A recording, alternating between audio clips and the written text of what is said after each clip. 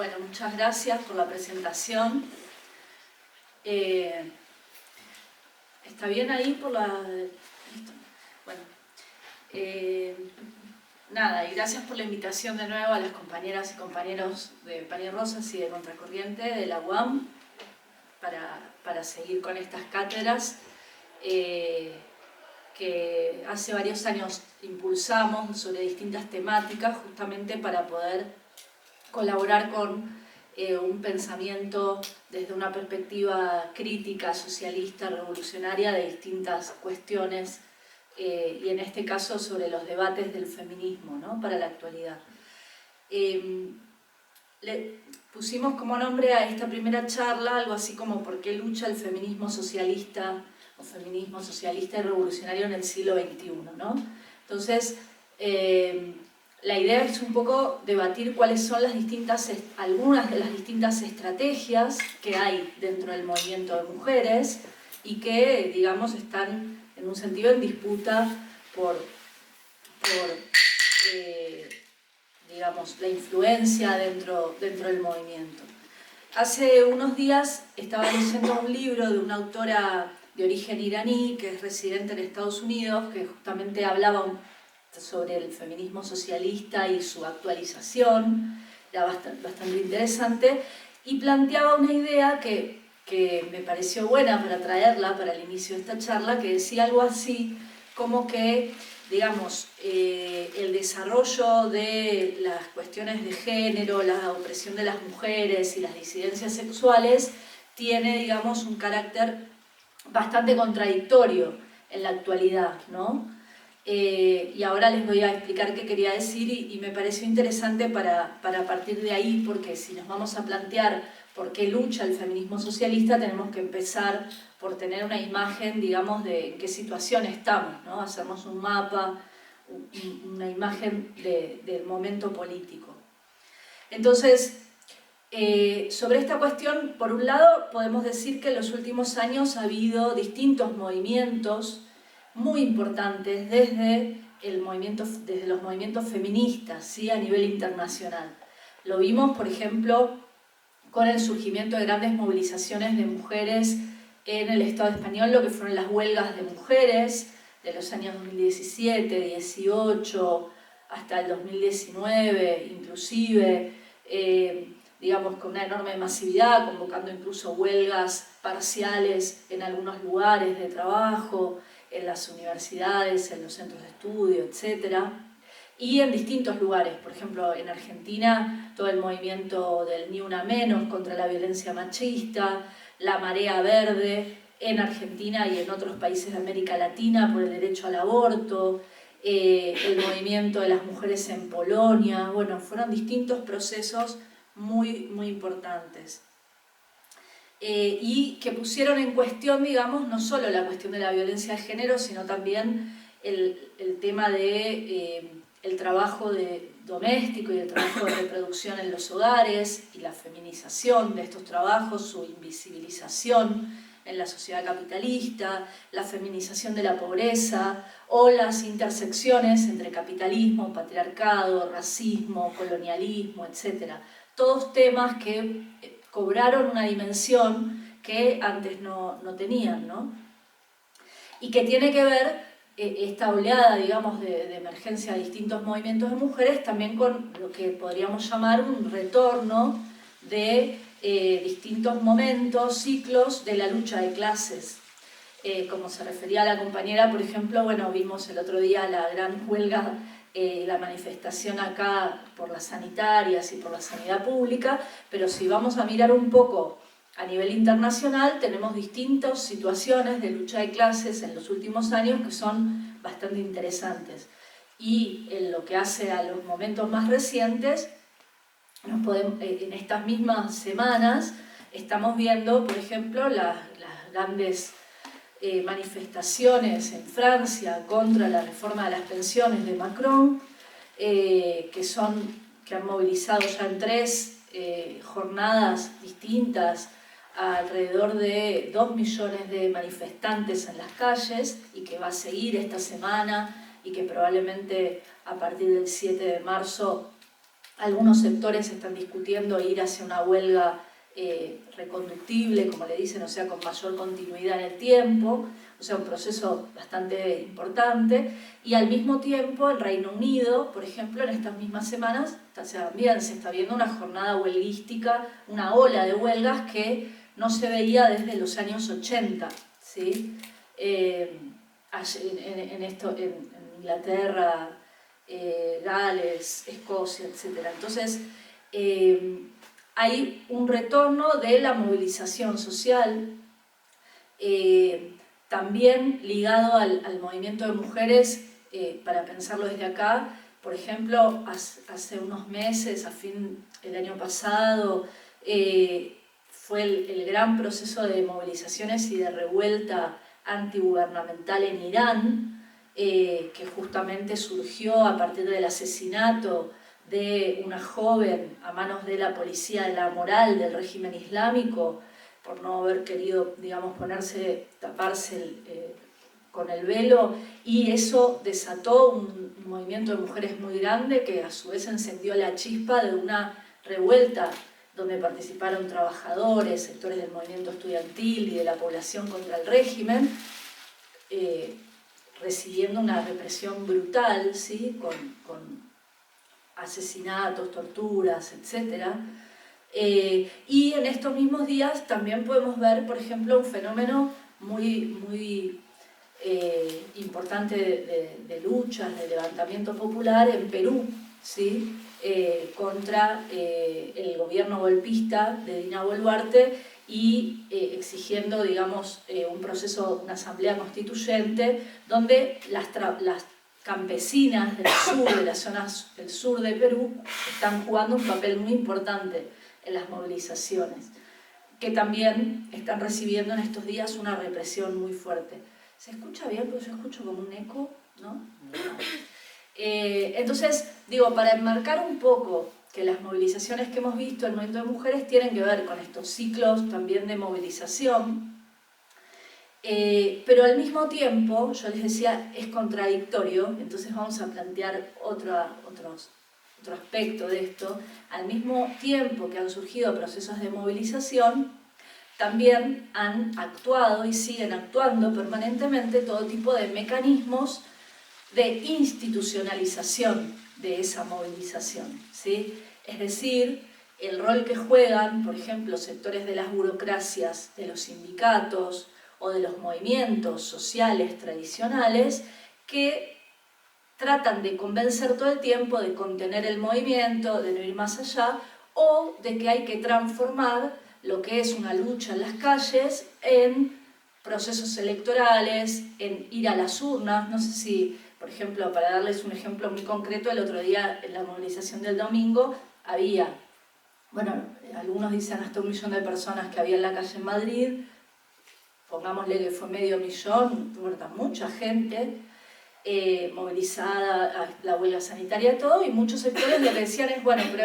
la clave de esto es que hay que transformarlo en el repudio a Ayuso en las urnas. Es decir, en vez de seguir apostando a desarrollar la movilización, mecanismos electorales para, en muchos casos, reemplazar lo que son algún político más conservador, más derecha, por un político con una cara más progresista, pero que en lo esencial sigue manteniendo, digamos, el status quo y las políticas que nos han llevado hasta acá, ¿sí? A esto le llamamos esos mecanismos para desviar, digamos, los procesos de lucha hacia la institucionalización, o mecanismos de apostar por el mal menor, digamos, que tienden a pasivizar la lucha social. Bueno, todo esto es un poco elementos importantes del marco político en el que estamos y desde el cual queremos discutir qué estrategia y por qué lucha el feminismo socialista y revolucionario hoy. Pero no es solo esto, digamos, hay otras cuestiones que hay que incorporar. Por ejemplo, mientras ocurre esto, mientras hemos visto recambios entre, digamos, políticos, gobiernos conservadores o gobiernos progresistas, en distintos países, la realidad es que en los últimos años hemos visto que se profundiza la precariedad, de la que hablaba la compañera, la precariedad de la vida. Los 2 años de pandemia agravaron esa situación y especialmente, digamos, para las mujeres que tenían que hacerse cargo, digamos, no solo de la precariedad en el trabajo, sino también de ese trabajo en los hogares, y durante los encierros y la pandemia fue eso muy fuerte. La precariedad que se expresa en crisis, digamos, de la salud mental, como se vivió durante la pandemia, aumento de la explotación, y ahora a esto se agrega la salida del momento post-pandémico, el inicio de la guerra en Ucrania. A partir de que ahora se va a cumplir 1 año de la invasión, la reaccionaria invasión de Putin a Ucrania, pero que fue respondida además con un militarismo feroz por parte de las potencias europeas, de la OTAN, etcétera, agravando la situación de crisis y que ha tenido como un boomerang, digamos, las consecuencias en gran parte del mundo de una escalada inflacionaria, que bueno, la estamos viviendo el día a día, que repercute en una caída del poder adquisitivo de los salarios, despidos en algunos lugares, etc. Entonces, y respecto a la situación, digamos, de lo que hace a los derechos del movimiento, por los que pelea el movimiento de mujeres, por los que viene peleando, también la situación es contradictoria. Por ejemplo, en Argentina conseguimos, aunque yo ya vivía acá, pero me incluyo, porque fue parte de una larga pelea de muchos años, que se legalizara el derecho al aborto, ¿no? Hace muy poco. Y esto se extendió parcialmente a algunos países de América Latina, pero en otros no, y en otros todavía, en muchos países, en gran parte del mundo, un derecho tan elemental como este, de que las mujeres puedan decidir sobre sus propios derechos reproductivos, todavía está pendiente. Y al mismo tiempo, en Estados Unidos, ¿no?, la democracia occidental, ejemplo del mundo, vemos que se avanza en sentido reaccionario contra el derecho al aborto. Es decir, que ningún derecho democrático, social, etc., está asegurado, consolidado de una vez y para siempre en este sistema capitalista.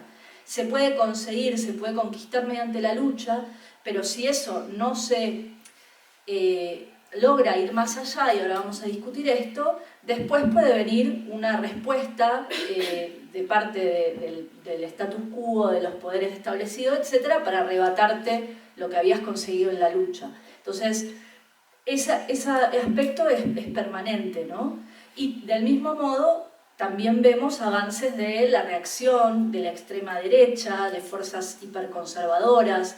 Por ejemplo, esta autora decía: miremos qué contradictorio que es la situación de las cuestiones de género, porque, por ejemplo, en la juventud vemos que hay, es un hecho llamativo, incluso para los que ya tenemos más años, que entre los sectores más jóvenes, de 20 años, etc., bueno, como ustedes, hay, por ejemplo, mucha más sensibilidad sobre las cuestiones de género, de la libertad sexual, de la libertad de expresión de los géneros y las sexualidades, etc. Intentos, digamos, de conformar la propia vida de forma más libre que en generaciones anteriores. Y ese es un aspecto súper progresivo, ¿no? Que se ve, por ejemplo, en la intervención de la juventud, de las manifestaciones, etc. Pero al mismo tiempo también hay fuerzas de la derecha homófobas, transfóbicas, racistas, súper reaccionarias, que están creciendo y que incluso también logran influenciar a sectores de la juventud. Entonces, el fenómeno es muy contradictorio y hay que tener en cuenta estos distintos aspectos, ¿no? Entonces, en este contexto, donde está la crisis económica, donde está la crisis ahora provocada por la guerra, donde ya tenemos, digamos, conciencia cada vez mayor de, por ejemplo, la crisis climática y la catástrofe que nos lleva al capitalismo, digamos, en estas múltiples crisis entra el debate sobre cuál es la estrategia que tenemos desde el feminismo socialista o de las distintas corrientes del feminismo. Y también surge, creo, como visión, la urgencia, la necesidad de debatir esto, digamos, desde un punto de vista urgente, porque la disyuntiva, tal como planteaba Rosa Luxemburg hace más de 100 años, es la profundización de la barbarie si no hay una salida socialista, ¿no? Una salida que vaya más allá de esta sociedad capitalista. Bien, en este marco de situación la propuesta hoy es debatir cuáles son las distintas, o por lo menos la mía era plantear varias estrategias, como les decía, ¿no? Y podemos empezar por lo que es la estrategia, digamos, del feminismo. Yo les voy a nombrar distintos tipos de estrategias dentro del movimiento de mujeres.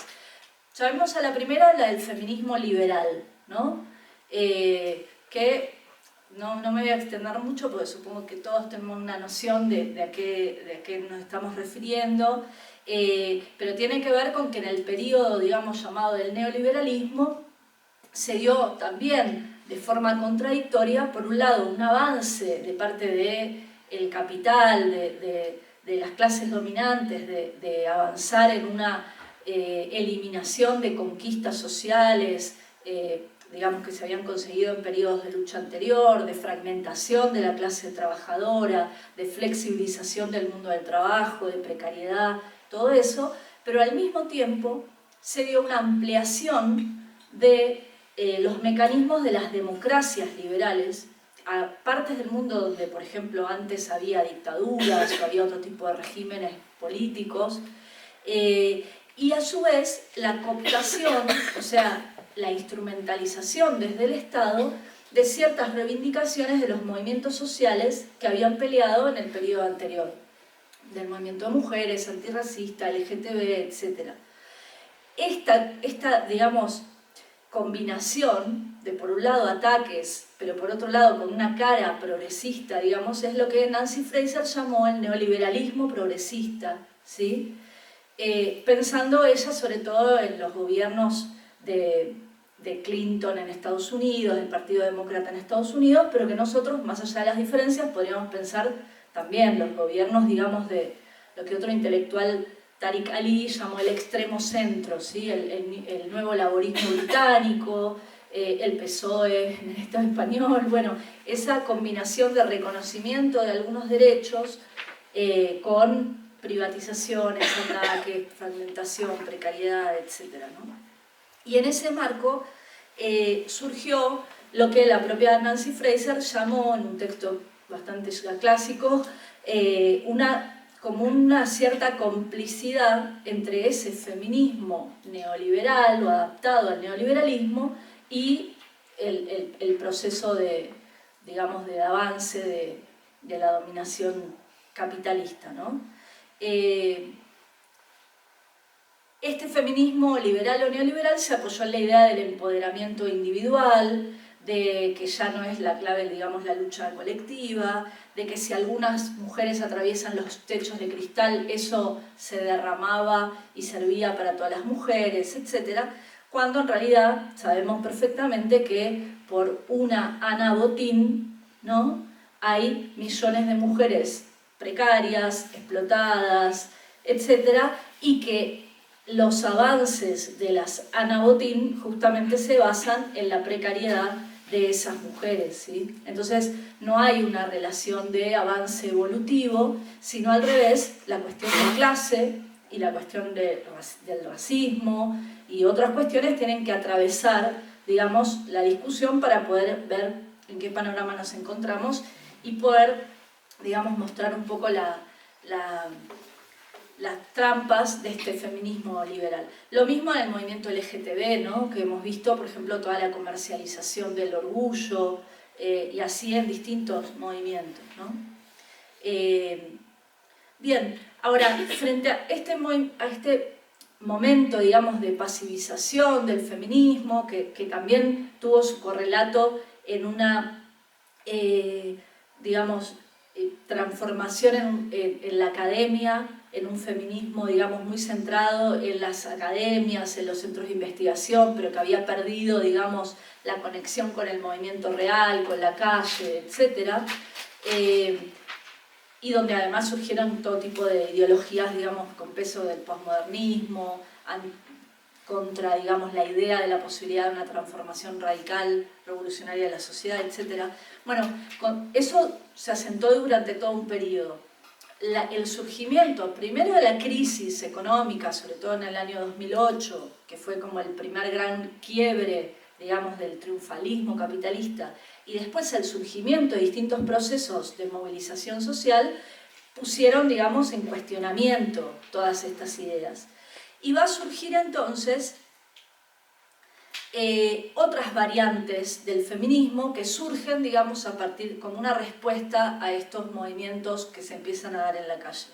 Y la primera de estas variantes que yo quería mencionar es lo que podríamos llamar un feminismo reformista o un feminismo institucional, del cual ya dije algunas cosas antes, ¿no? Esta idea de dejar las calles para transformar, digamos, la rabia y la lucha y la movilización en votos,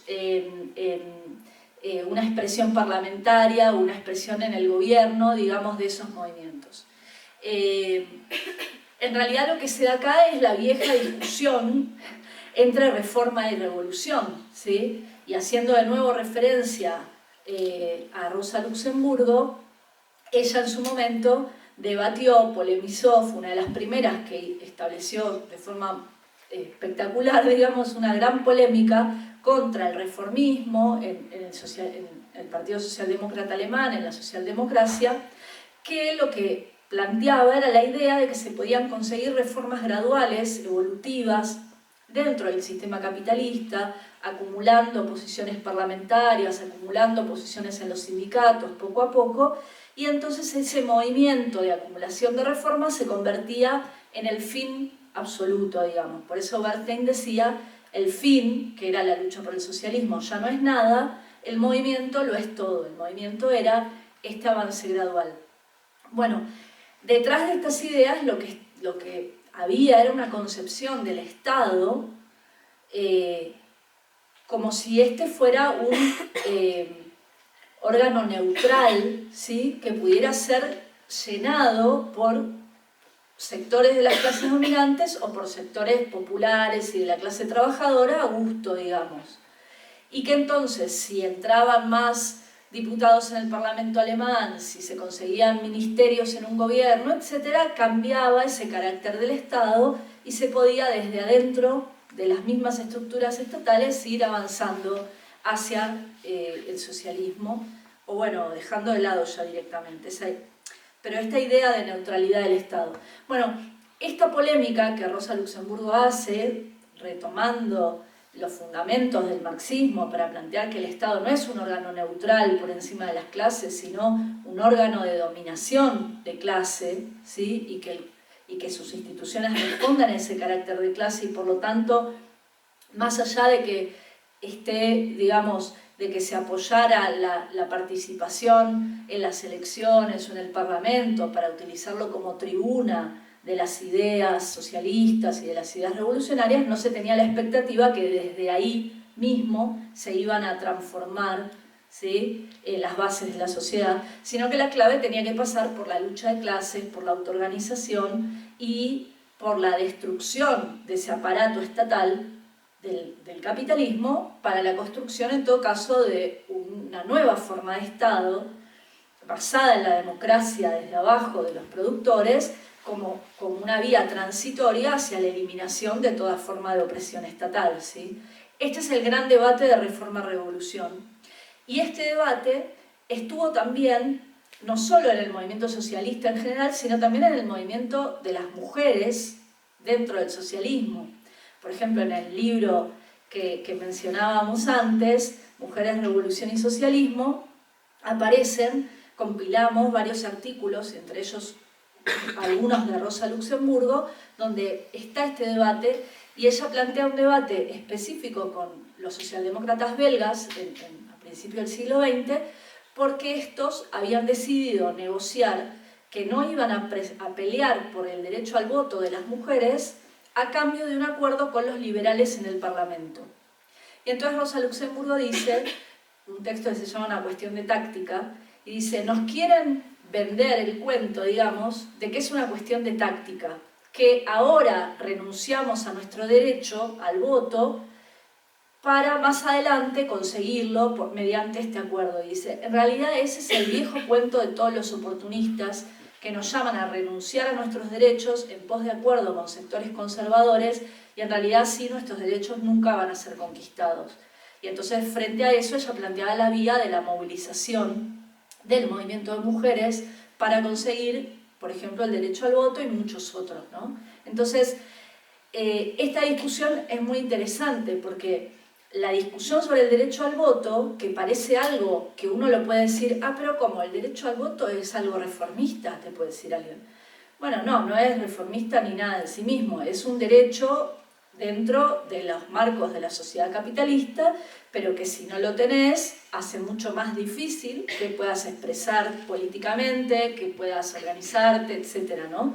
Entonces, la pelea por ese derecho al voto, en el caso del sufragio femenino, en realidad terminó siendo tomada de forma mucho más consecuente por los sectores revolucionarios, el ala izquierda de los socialistas, que eran Rosa Luxemburgo, Clara Zetkin, Kollontai y otros, que por el ala reformista de los socialistas, que de palabra decían que estaban por el derecho al voto, pero estaban dispuestas a, digamos, cajonearlo, se dice en Argentina, no sé si acá se dice así, a dejarlo para más adelante, a cambio de acuerdos con sectores más conservadores, ¿no? Cajonearlo es porque uno lo guarda en el cajón y lo deja ahí para, no se sabe hasta, ¿vieron cómo son las cosas que quedan en un cajón? Nunca se sabe cuándo salen de ahí. Bueno, entonces, este era un poco el debate, ¿no? Entre reforma-revolución, que decía, atravesaba también al movimiento de mujeres, y yo les estoy hablando de algo a principios del siglo XX, pero es algo que ocurre y ocurrió también a principios del siglo XXI,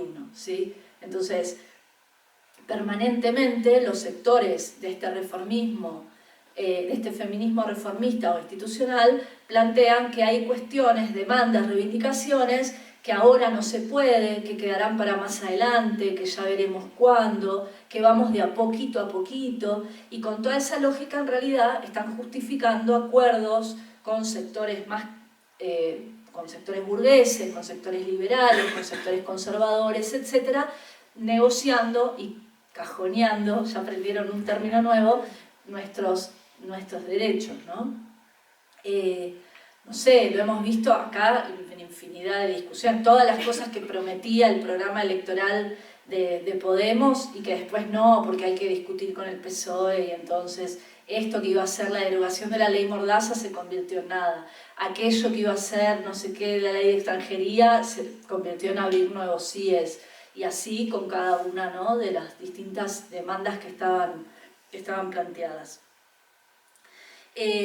Hoy entonces este tipo de feminismo reformista o institucional lo tenemos en el gobierno, en los ministerios, etcétera, desde donde nos quieren convencer que la clave no pasa por la movilización, sino por esas negociaciones y acuerdos que se lleguen entre los partidos del régimen político, ¿no? Y así vemos como muchas reivindicaciones se ven todo el tiempo postergadas.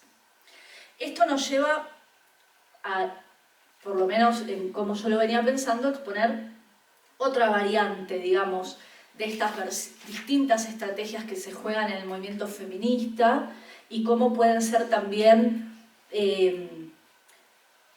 cooptadas o se pueden adaptar a los mecanismos del régimen político, ¿no? Que es lo que se llama el feminismo punitivista, ¿sí? Y esto es importante porque, sobre todo en las últimas semanas, un poco más, se está dando un debate, y va a seguir todo este mes, un debate brutal alrededor de la ley del solo sí es sí, y entonces voy a explicar un poco qué es esto del feminismo punitivista, porque no sé si cuando yo digo feminismo punitivista se entiende lo que es, ¿no? Vamos a explicar primero de qué estamos hablando. Con este término de feminismo punitivista, a lo que nos referimos es a la idea de que la violencia de género, la violencia hacia las mujeres, se puede superar de alguna manera aumentando las penalizaciones en el Código Penal, ¿sí? A esto distintas, no solo desde Pani Rosa, sino muchas otras feministas, lo llamamos que es una idea punitivista, ¿sí? El punitivismo no es algo exclusivo de estas tendencias del feminismo. Por ejemplo, cuando se plantea que para los ladrones de gallinas, ¿no? Otro término argentino, perdón. En Argentina se dice al ladrón de gallina, al ladrón de... el que roba una barra de pan, ¿sí? El ladrón pobre, el que roba para comer. Bueno, permanentemente los sectores más de derecha llaman a hacer campañas de criminalización y de aumentar las penas carcelarias. Y en general, aquí no lo he percibido tanto en el último tiempo, pero hay otros países donde es brutal. Por ejemplo, en Argentina mismo, en América Latina, las campañas de la derecha sobre la cuestión de la criminalidad social son brutales, ¿no? Entonces, todo el tiempo se generan campañas de generar pánico social, incluso los medios de comunicación colaboran con esto, etcétera, como que si sales a la calle te van a robar, te van a agredir, etcétera. ¿Para qué? Para justificar que hay que poner más policía en las calles, hay que aumentar las penas carcelarias, hay que fortalecer el Código Penal, hay que darle más instrumentos a los jueces para que actúen rápidamente contra los criminales. Toda esta campaña contra la criminalidad social, digamos, es punitivismo. Bueno, ¿qué pasa? En general, siempre el punitivismo ha sido la gran bandera de la derecha, ¿sí? De la extrema derecha. Por ejemplo, Vox, ¿cuál es su gran reclamo hoy? Que a los violadores se les dé cadena perpetua. Pero mañana también van a decir que a los... y del mismo modo dicen que a los inmigrantes que delinquen se los expulse o se los meta preso y así, ¿no? Es más cárcel, más policía, más aparato represivo del Estado. Bueno, ¿cuál es la gran contradicción? Que sobre todo a partir de los años 80, 1980, esa década, o sea, cuando después de la gran ola del movimiento feminista empieza a haber un declive, digamos, y a imponerse el neoliberalismo, empieza a crecer una corriente dentro del feminismo que, en vez de pensar que había que atacar las causas estructurales de la violencia de género, es decir, al sistema social, qué lo causaba, qué hacía que se reprodujeran las conductas patriarcales, violentas, etc., esto se iba a solucionar aumentando los años de cárcel en el Código Penal y las penas para las agresiones y la violencia de género. Entonces surge toda una corriente, incluso teórica, etcétera, que empieza a justificar esto y confluye justamente con sectores de la derecha con este planteo punitivista. Entonces, hay una feminista francesa, Françoise Berger, que es muy interesante, que dice, ¿qué es el feminismo punitivista o feminismo carcelario, lo llama ella? Dice, es la idea de que hay que llamar a confiar en la policía, en los tribunales y en el Código Penal para la protección de las mujeres. Esa sería la idea del feminismo punitivista. Y dice, ¿y cuál es el problema mayor de esta política? Es que nos llaman a las mujeres a confiar en instituciones que son de las principales generadoras de violencia hacia las mujeres. Porque la policía, ella habla por ejemplo en el caso de la policía francesa, es una institución violenta, racista, que persigue a las mujeres inmigrantes y a los barrios populares permanentemente y que aplica todo tipo de violencia. Los tribunales lo mismo, son los que expulsan a las migrantes o las que encarcelan a las pobres, etc. Las cárceles lo mismo, el sistema carcelario está lleno de mujeres pobres, migrantes, etc. y no está lleno de mujeres ricas, ¿se entiende? Entonces, llamar a confiar en esas instituciones del Estado como lugares desde donde se va a resolver un problema que es gravísimo, que es la violencia de género, nos está llevando como a una trampa con dientes de forma directa. Bien, ¿por qué traigo esto, no? Porque hoy está muy en discusión esto mismo y porque nosotros con otra compañera de Pan y Rosas de Barcelona, Cintia Burgueño, publicamos en estos días un artículo debatiendo sobre estos temas de los debates de la ley del solo sí es sí, porque justamente lo que decimos es que han logrado instalar la trampa del punitivismo y nos están llevando a una vorágine punitivista donde parece que lo único que se puede discutir frente a la violencia de género es cuántos años de penas de cárcel hay que dar, si 2, 4, 6, 10, 15, cadena perpetua, etc. En vez de discutir cuáles son las causas profundas de la violencia de género y cómo abordarlas, ¿se entiende? Y además, ¿por qué digo esto? Porque no solo el punitivismo tiene, podríamos decir, 2 o 3 trampas, problemas. Uno es el que dije, que fortalece a las instituciones que generan violencia hacia las mujeres y hacia el resto de los oprimidos, ¿no? No solo de las mujeres. Pero además, la otra trampa es llamar a desmovilizar, porque es, no, confía en que si se hace esta modificación del Código Penal se va a resolver el problema, ya no es con la movilización en las calles.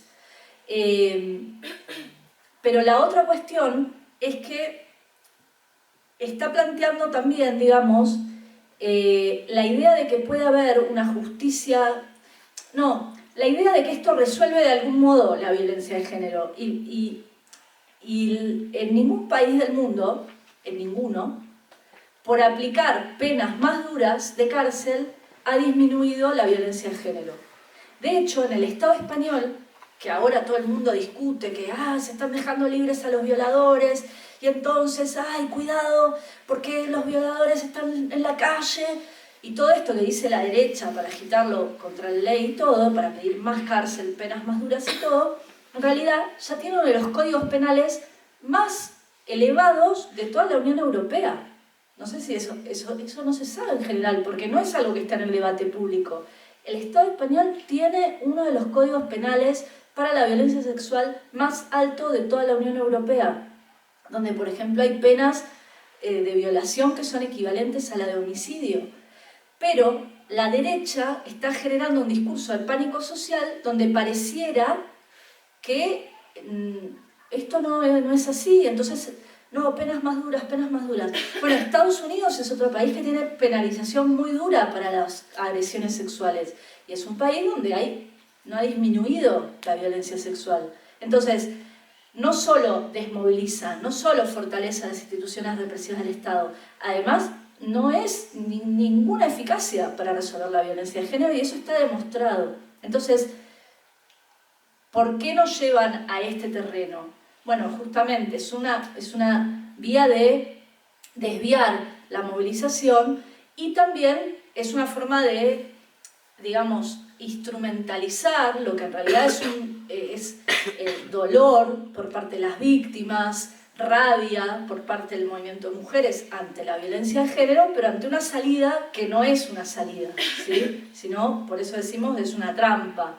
Frente a esto y este feminismo punitivista, nosotros pensamos que hay que oponer una alternativa, que hay que debatir estos argumentos, que hay que salir, digamos, de esa situación en la que no se puede discutir nada, porque si no parece que estás siendo cómplice con los violadores, y eso es una cosa totalmente absurda, para discutir, bueno, ¿cuáles son las causas estructurales de la violencia de género? ¿Dónde está? Y nosotros pensamos que las causas estructurales de la violencia hacia las mujeres están en una sociedad capitalista y patriarcal que reproduce esas relaciones de forma permanente, que utiliza, digamos, los roles de género y la feminización, por ejemplo, no reconocida del trabajo doméstico y la institución de la familia patriarcal, etcétera, etcétera, para sus propios fines.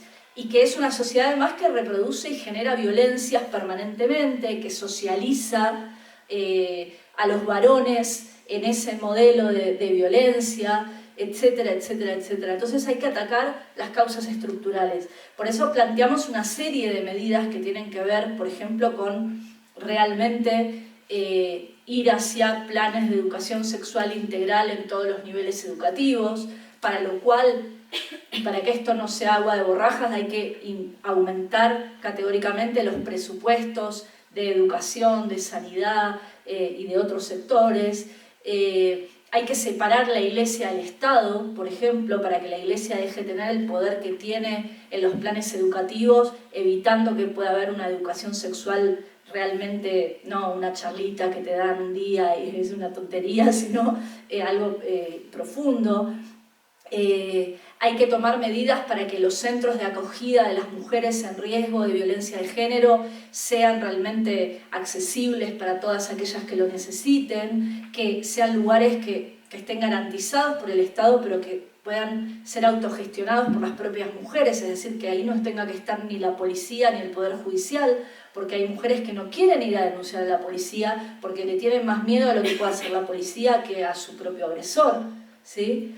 Y porque hay mujeres migrantes que no van a ir a una comisaría a denunciar porque esos mismos policías la amenazan con si tiene papeles o no tiene papeles. Entonces hay que garantizar un conjunto de medidas, por ejemplo, nosotros decimos la derogación de la ley de extranjería, distintas medidas que la garantía de vivienda y de trabajo para las mujeres que están en situaciones de violencia y no salen de esas situaciones porque no tienen cómo sobrevivir, ¿sí? Porque si no tenés casa, no tenés trabajo, ¿cómo te separás de un marido?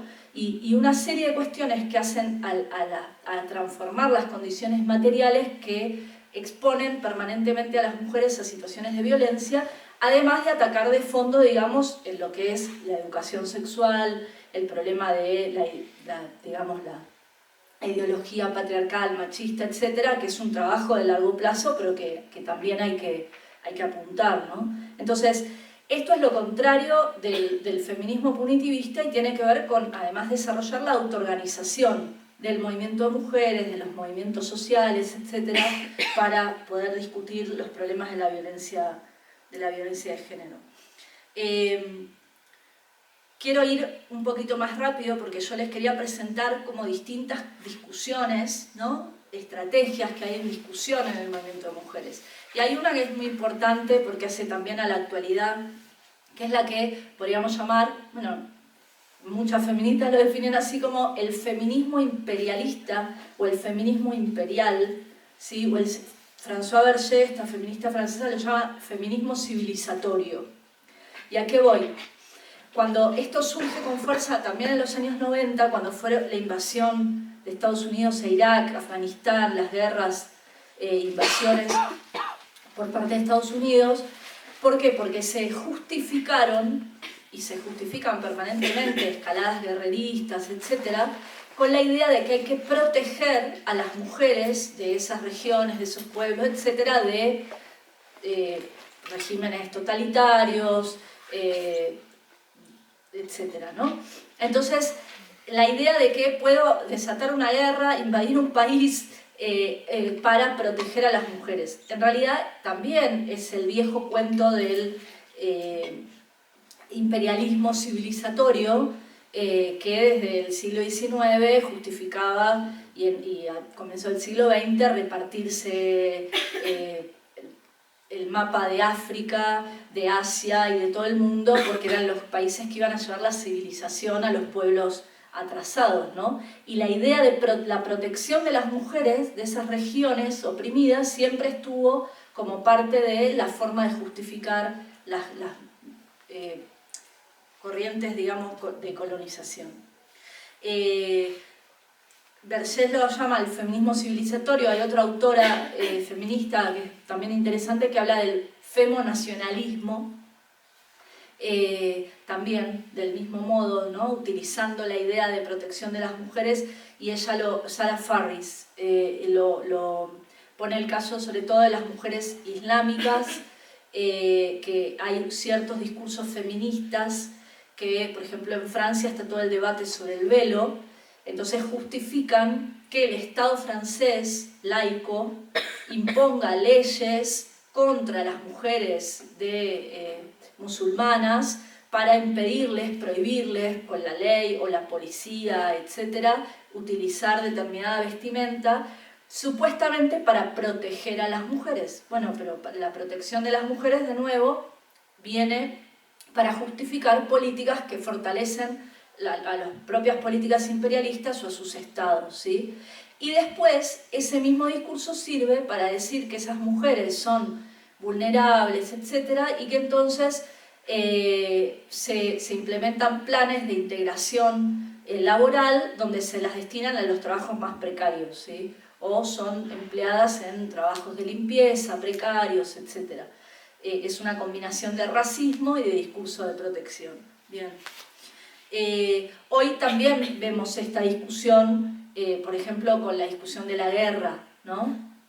Entonces, los estados de la OTAN planteando digamos, partiendo del hecho de que Putin hizo una invasión reaccionaria que generó y genera ya hace un año una catástrofe, digamos, en Ucrania, de destrucción de ciudades, miles de muertos y muertas, etc., tratan de justificar que en función de la protección de mujeres y niños o de la libertad, etc., en abstracto, envían armas, tanques, miles de millones de euros, etcétera, para una escalada guerrerista que en realidad lo que está teniendo es consecuencias trágicas para todas esas poblaciones y que las va a tener para el resto del mundo, ¿no? Porque se está fortaleciendo el propio aparato militarista imperialista. Bueno, hasta acá, digamos, distintos, podríamos decir, usos del feminismo en función de los debates también que tienen que ver con el Estado, con las políticas de los distintos sectores dominantes, las políticas que buscan desviar la movilización hacia la institucionalización, etc.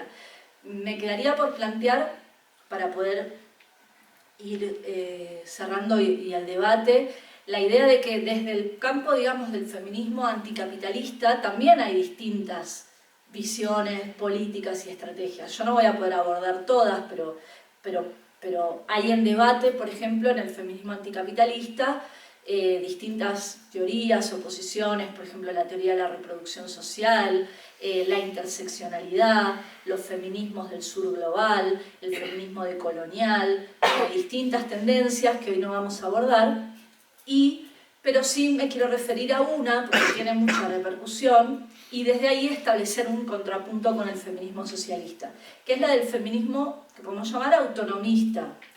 Creo que todas y todos deben conocer a Silvia Federici porque es una de las referentes, digamos, de un feminismo anticapitalista, etcétera, más conocidas, ¿sí?, a nivel internacional. Y efectivamente, se han leído a Federici, muchas de sus ideas son muy sugerentes, digamos, y apuntan a cuestionar problemas nodales que son muy interesantes, ¿no? Bueno, Federici viene de la escuela del operaísmo italiano, del autonomismo italiano, fue parte de la campaña por el salario para las amas de casa, por el trabajo doméstico en los años 70, hoy está inclinada más a pensar los problemas digamos, de combinar esa trayectoria con las cuestiones del sur global, digamos. Tiene distintas cuestiones que son interesantes, pero lo que yo quiero plantear es un cuestionamiento a lo que es su estrategia política, aunque en terreno teórico, si a alguien le interesa profundizar, ahí tenemos varios artículos publicados, ¿no?, para discutir otras cuestiones, pero en lo que hace a la discusión de la estrategia, Federici sobre todo, y de los fines por los que pelear, plantea la perspectiva de lograr, digamos, superar al capitalismo y la violencia patriarcal y las violencias capitalistas en general por la vía de lo que se llama la construcción de los comunes, ¿sí? ¿Qué sería la construcción de espacios más allá de las relaciones capitalistas, basados en asociaciones comunitarias o cooperativas, ¿sí?, ya sea centros sociales cooperativos, ya sea cooperativas de trabajo o de consumo, ocupaciones de tierra, etc., ¿no? Bien, el problema y esto justamente es parte de una definición, digamos, teórica, estratégica de la corriente autonomista, que tiene que ver con la posibilidad de construir espacios que se escapen al capitalismo, aunque no derrotemos al capitalismo por ahora, ¿sí? Es como hacer pequeños agujeritos del queso Gruyère que vayan generando comunismo, aunque estemos en un mar capitalista, pequeñas islas de comunismo en un mar capitalista, para dar una noción gráfica.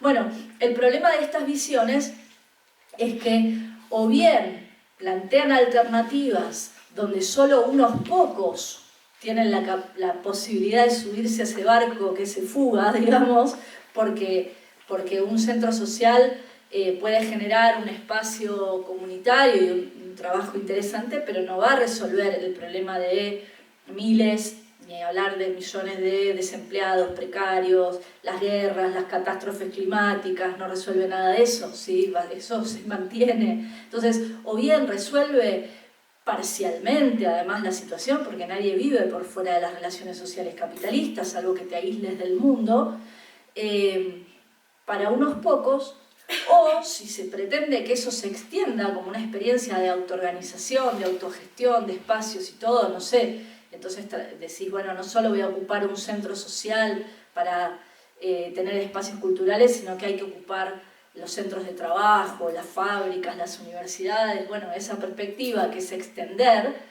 eso se va a chocar más rápidamente que tarde con la respuesta del Estado, que no te va a dejar alegremente que extiendas la autogestión, sino que te va a dar con lo que tengas, ¿sí?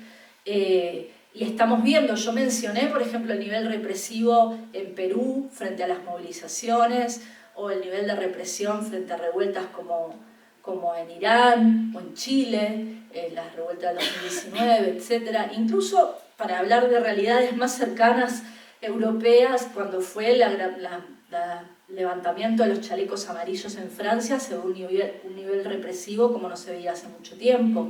Entonces, pensar que el Estado alegremente va a dejar que los explotados y oprimidos se escapen del capitalismo y construyan otras relaciones sociales es, digamos, por lo menos un pensamiento utópico o ingenuo, digamos, frente a la realidad del Estado y del capital, ¿sí?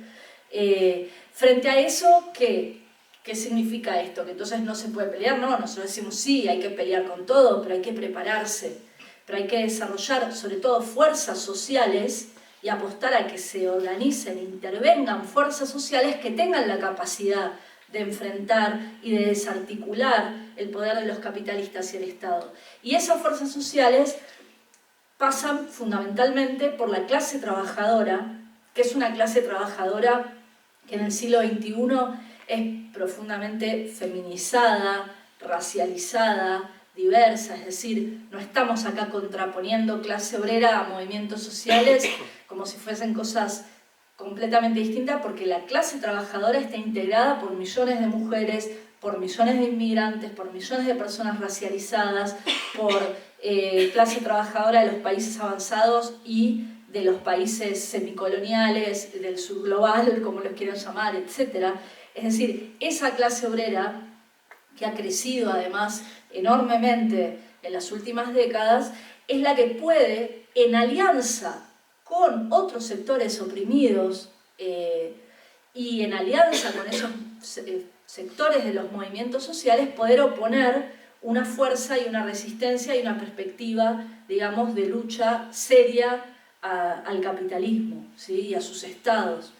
¿Y por qué? No porque la pregunta puede ser, bueno, pero ¿por qué insistís con la clase trabajadora desde el marxismo, el feminismo socialista? Bueno, insistimos porque es la clase trabajadora la que ocupa todas esas posiciones estratégicas en la producción, en la reproducción, en la circulación, como se vio en la pandemia, por ejemplo, ¿no?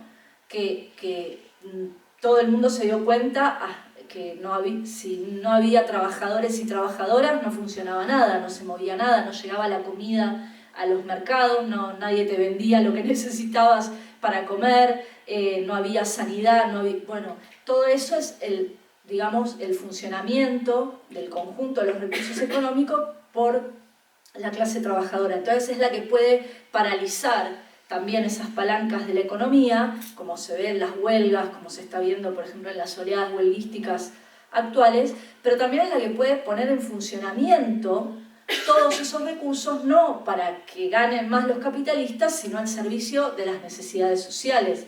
Les quiero dar un ejemplo pequeñito, actual, pero que es impresionante. No sé si visteis que en las huelgas de Francia actuales hay algo que se llaman, le dicen los medios, las huelgas Robin Hood.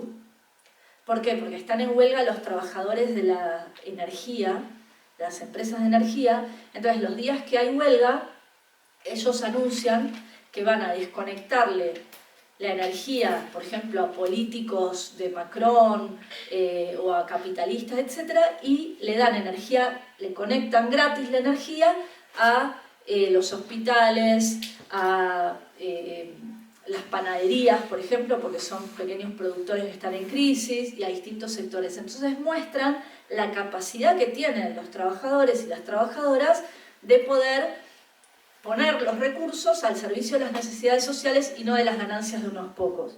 Bueno, así con cada sector, ¿no? Con cada discusión. Por ejemplo, las huelgas sanitarias actuales en Madrid, hay algo interesante que es esa alianza, ese encuentro que se da en algunos lugares entre trabajadoras sanitarias y las vecinas y vecinos de los barrios.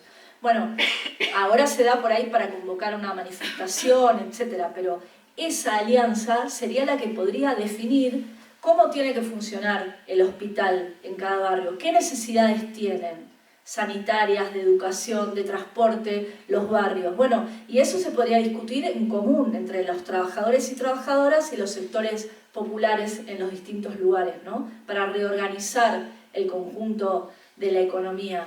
Yo estos días estaba leyendo de las huelgas, perdón que me cuelgue con esto, pero está bueno, estaba leyendo, justo leí unos documentos del Mayo francés y de cómo fue en Nantes el proceso de autoorganización obrero y popular que se dio en esa ciudad, que fue impresionante, donde se formaron comités barriales de abastecimiento, donde iban y, por ejemplo, le compraban a los campesinos de la zona los alimentos y después los ponían a vender a precios más baratos que los mercados, donde organizaban el transporte, es decir, la reorganización de todo el funcionamiento social en manos de las productoras y los productores.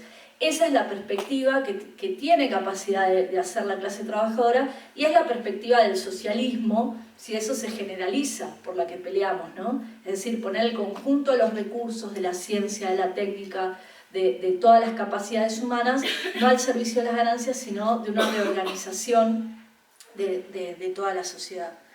Desde este punto de vista, planteado un poco distintas estrategias políticas dentro del feminismo, desde el feminismo socialista nuestra perspectiva, como decía antes la compañera, pasa en primer lugar por la autoorganización, es un feminismo de la lucha de clases, es un feminismo que llama a desarrollar la autoactividad de las mujeres junto al resto de las personas oprimidas y junto a la clase trabajadora, por lo que explicaba antes.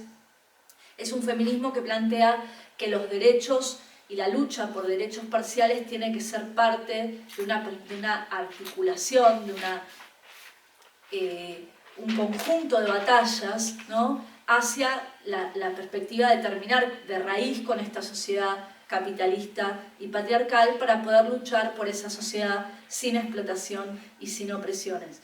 En el libro Mujeres, Revolución y Socialismo, del cual ahora, para cerrar, voy a hacer un poquito de publicidad para que sepan, compilamos unos 28, 29 artículos, algunos capítulos de libros, otros son fragmentos, otros son actas de congresos internacionales, desde Marx y Engels a la hija de Marx, Eleanor Marx, Clara Zetkin, Rosa Luxemburg, Inés Armand, Alexandra Kollontai, Lenin, Trotsky, todos alrededor del cómo luchar por la emancipación de las mujeres, ¿no? Y algunos de esos artículos discuten, por ejemplo, la gran experiencia de la Revolución Rusa. Todo un apartado del libro está dedicado a las discusiones de la emancipación de las mujeres en medio de la Revolución Rusa. es impresionante, digamos, la ambición de transformación revolucionaria de la sociedad que se empezó a llevar adelante con medidas para no solo, digamos, establecer la igualdad plena entre varones y mujeres en 1917 de forma mucho más adelantada que los países capitalistas, no solo de la época, sino algunos actuales, ¿no? Legalizando el aborto, despenalizando la homosexualidad, planteando el reconocimiento de los hijos nacidos fuera del matrimonio con los mismos derechos que los que estuvieran legalizados, digamos, y planteando toda una serie de medidas para la socialización del trabajo doméstico, creando comedores comunitarios, guarderías públicas, etcétera, sino además planteando un trabajo de organización de las mujeres trabajadoras y campesinas a través de lo que se conocía como el Zenotdel, que era el Departamento de Trabajo entre las Mujeres y Campesinas del Partido Comunista Ruso, que desarrolló un trabajo de organización inmenso, de publicismo, de edición de revistas, de diarios, de conferencias. Se realizaron, después de la Revolución Rusa, una serie de conferencias de mujeres comunistas a nivel internacional que reunieron a mujeres de no solo de distintos países de Europa, sino también, por ejemplo, lo que se conocía en la época como los países de Oriente, y entonces participan delegadas de Azerbaiyán, de Irán, de China, de la India, discutiendo cómo avanzar en la emancipación de las mujeres y en la lucha por una sociedad sin explotación y sin opresión. Es realmente un trabajo enorme. Y como parte de eso también hay algunos artículos que discuten especialmente la cuestión de la familia, de cómo superar la institución de la familia patriarcal o los problemas de las relaciones humanas y el amor, ¿no? Ayer fue San Valentín y algunas compañeras dijeron, bueno, que la charla de hoy era el post-San Valentín. Entonces está bueno y voy a nombrar esto, que por ejemplo hay varios escritos de Alexandra Kollontai que discuten. Hay uno que se llama de darle alas al eros alado y discute cómo el amor, tal como lo entendemos, también tiene sus raíces históricas, ¿no? Y sus condicionantes históricos, y no era lo mismo cómo se concebía el amor o las relaciones afectivas en la antigüedad clásica, en la Edad Media, a comienzo, incluso en el siglo XIX, que ahora entonces se puede discutir mucho, ¿no? Y entonces que tiene sus condicionantes históricos y discute, por ejemplo, cómo en el capitalismo pesa y condiciona y moldea las relaciones afectivas el gran centro de gravedad del capitalismo, que es la propiedad privada y la idea de la propiedad, y cómo eso permea hasta la idea de la propiedad del otro en las relaciones personales, ¿no? Lo que genera todo tipo de angustias, de celos, de violencias, etc. Y entonces plantea la perspectiva de una sociedad sin explotación, sin opresión, etc., que pueda dar lugar también a nuevas relaciones amorosas, sexoafectivas, humanas, de camaradería, de solidaridad, de amistad, etc., ¿no? Ya que estábamos además en la fecha, era importante mencionarlo, pero también para despertarles así más interés por el libro, que como comentábamos, lo publicamos y estamos, digamos, promoviendo en un crowdfunding en Berkami, así que os pedimos también colaboración para poder comprar con un precio que está bueno el libro, se llevan algún regalito y nos ayudan al proyecto editorial de Pan y Rosas para publicar este libro y otros. Así que, bueno, nada, espero que les haya servido como un panorama, perdón si me extendí mucho, pero quería presentar algunas de las principales debates o estrategias que están en curso en el movimiento de mujeres y un poco la idea de por qué peleamos desde el feminismo socialista en el siglo XXI y terminar invitando a todas y a todos a profundizar en estos debates, a organizar, creo que estaba la idea de organizar un taller acá sobre alguno de estos debates, a pedirnos material, lo que quieran, y a organizar un gran cortejo y a venir con nosotras y nosotros el 8 de marzo, que queremos expresar un gran cortejo de Pan y Rosas junto con las compañeras y compañeros Contracorriente en el 8 de marzo y plantear una perspectiva de este feminismo combativo, de la lucha de clases, revolucionario, que quiere pelear por el pan, pero también por las rosas, que es esta perspectiva, ¿no? Por una sociedad donde se pueda revolucionar todo y transformar también la vida y las relaciones entre las personas. Bueno, eso nada más.